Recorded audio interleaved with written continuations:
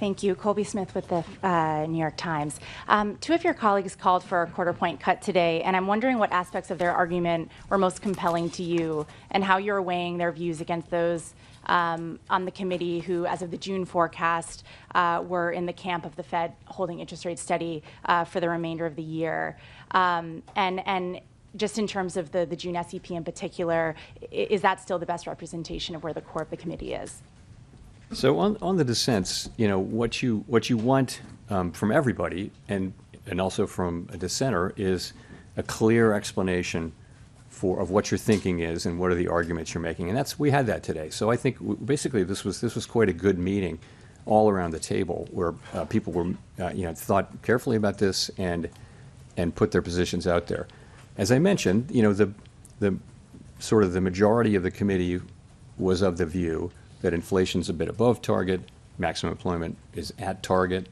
That calls for modestly restrictive, in my way of thinking, modestly restrictive stance of policy for now. But we had two dissenters who I think, you want that clear thinking and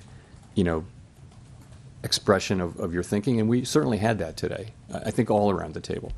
In terms of, you ask about the June SEP, I wouldn't, that you're right, that's what it says, and that may well, I couldn't point to it 6 weeks later as expressing people's thought. You really can't do that. We don't run an SEP, and I don't like to substitute in my own estimate of what the SEP might be. We don't have one.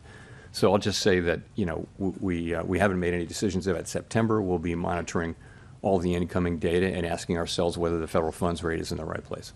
And just on the point about policy being only modestly restrictive, does that mean that there's actually not much scope to reduce rates once the conditions for a cut are met, barring a significant weakening of the labor market? So let me say, my own estimate is modestly restrictive, and there are a range of views of what the neutral rate is at this moment for our economy, and so others may say it's more restrictive or less restrictive even.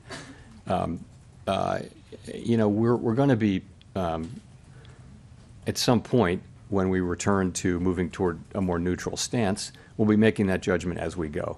I don't think we have a preset course. It's not so mechanical as saying, we've derived with great confidence the neutral rate and that is our destination, because really we understand that no one actually knows what the neutral rate is. We know it by its works, and that will be the way the economy reacts over time to, slightly looser policy.